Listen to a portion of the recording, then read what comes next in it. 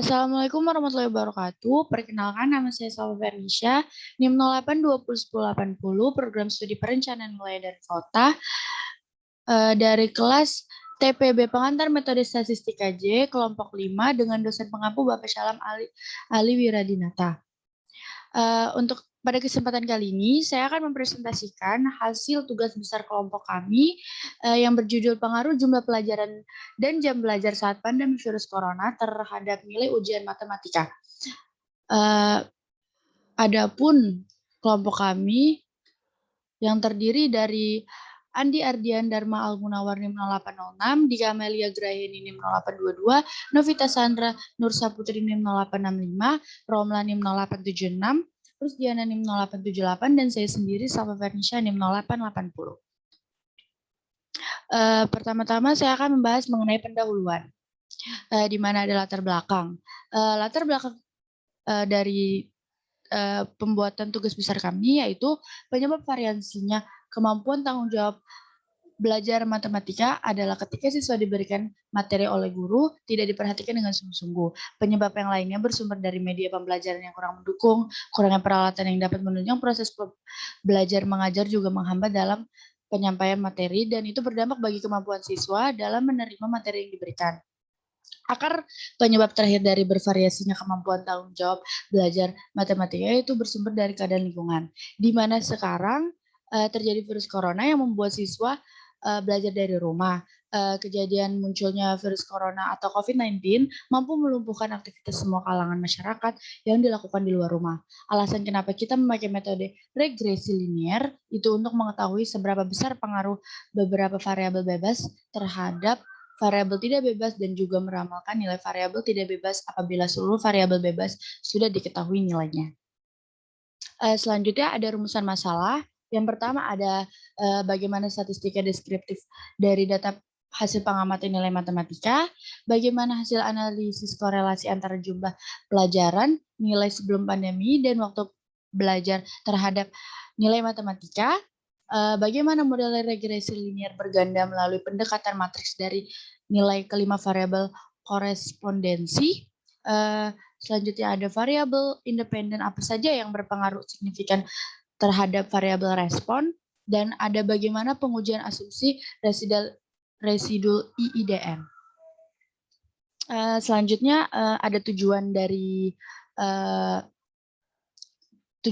tugas ini dibuat. Yang pertama untuk mengetahui statistika deskriptif dari pengamatan nilai matematika. Yang kedua ada untuk mengetahui analisis korelasi antar jumlah pelajaran, nilai sebelum pandemi, dan waktu belajar terhadap nilai matematika. Yang ketiga ada mengetahui model regresi linier berganda melalui pendekatan matriks dari kelima variabel korespondensi. Yang keempat ada untuk mengetahui variabel independen apa saja yang berpengaruh signifikan terhadap variabel respon. Yang kelima ada untuk mengetahui pengujian asumsi residu IIDN.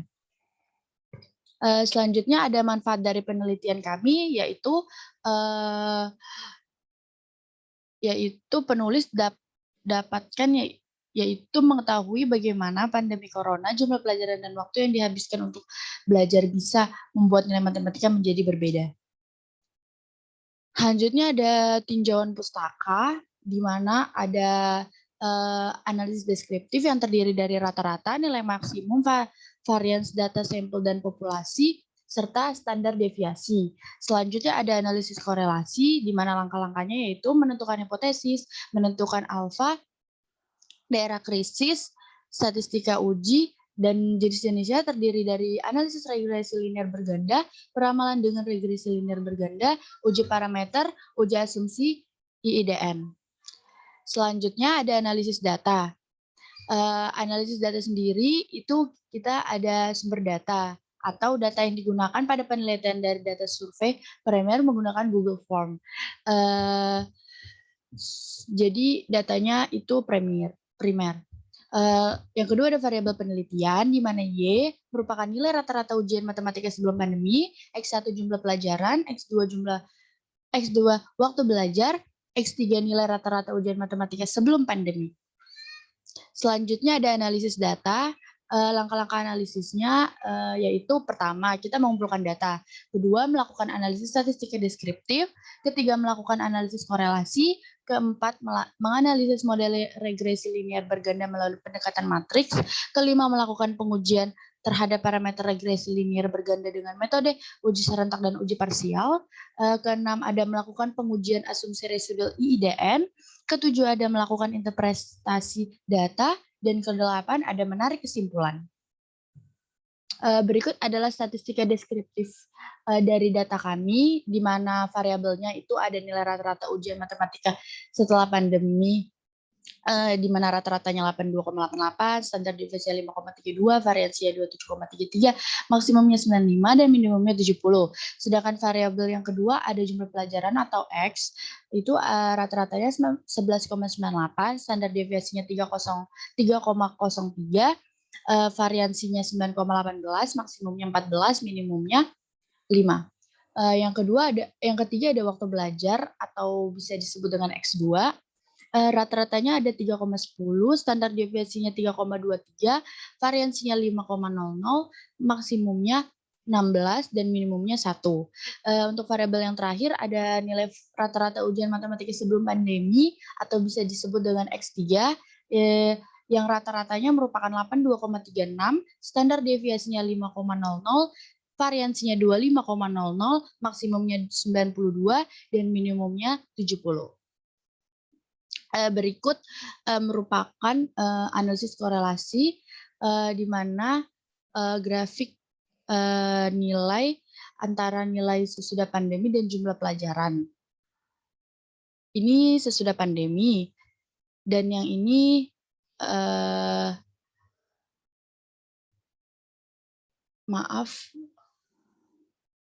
ini merupakan, ya ini sesudah pandemi, ini sesudah pandemi versus sebelum pandemi. Model regresi melalui pendekatan matriks, hasil analisa regresi menggunakan pendekatan matriks didapatkan B0 54,4, B1 0,271, B2 min 0,326, B3 0,320. Selanjutnya ada uji serentak, di mana source-nya terdiri dari regression, DF-nya 3, SS-nya 162,96, MS-nya 54,32, dan F-nya 2,10, dan P-nya 0,11. Di mana untuk source kedua ada residual error, DF-nya 57, SS-nya 1476,98, dan MS-nya 25,91. Untuk total dari keseluruhannya ada DF-nya 60, SS-nya 1081,10, dan MS-nya 1639,93. Selanjutnya ada uji parsial, di mana ada prediktor, itu terdiri dari B0 atau konstanta, yang di mana T-nya 4,29, T tabelnya 2,03224, P value-nya 0,00. Untuk prediktor yang kedua ada B1 atau jumlah pelajaran, di mana T-nya 1,18, T tabelnya 2,03224, P value-nya 0,244. Untuk yang ketiga ada B2 atau jumlah jam belajar, di mana T-nya min 1,10, T tabelnya 2,03224, dan P value-nya 0,274. Untuk prediktor yang keempat ada B3 atau nilai matematika sebelum pandemi, di mana T-nya 2,29, T tabelnya 2,03224, dan P value-nya 0,26. Selanjutnya ini merupakan pengujian asumsi IIDN, ada residual identik dalam varians. Ini residual independen, ini residual berdistribusi normal. Adapun kesimpulan dan saran kami, yang pertama ditarik kesimpulan, yaitu hasil pengamatan rata-rata nilai sesudah pandemi secara keseluruhan adalah 82,883. Rata-rata jumlah pelajaran dalam adalah 11,9836050656. Nilai rata-rata sesudah pandemi adalah 82,360655574. Yang kedua, ada variabel Y dan X2 berhubungan linear berbanding lurus dengan nilai kolerasinya, yaitu min 0,115314,179, dan antara variabel Y dengan X3 berhubungan linear yang berbanding lurus, yaitu berbanding lurus juga, yaitu dengan nilai korelasi sebesar 0,247201618. Dan yang ketiga ada model regresi yang diperoleh yaitu atau Y yaitu 54,4 ditambah 0,271 dikali X1 min 0,326 itu X2 dan ditambah 0,320 itu X3. Pada uji serentak hasil yang didapatkan pada hasil keseluruhan adalah gagal tolak dan pada uji parsial dapat disimpulkan bahwa variabel yang berpengaruh pada variabel respon adalah nilai matematika sebelum pandemi. Untuk saran dari kelompok kami sebaiknya para siswa dan mahasiswa yang mengikuti survei menambah jam pelajaran sehingga bisa memaksimalkan lagi nilai yang didapatkan atau membuat pola pembelajaran yang baru agar tidak membosankan. Selain itu, sebaiknya bidang kurikulum mengurangi beberapa mata pelajaran yang tidak terlalu penting agar siswa tidak merasa terbebani. Terima kasih. Sekian dari presentasi saya. Kurang lebihnya mohon maaf. Wassalamualaikum warahmatullahi wabarakatuh.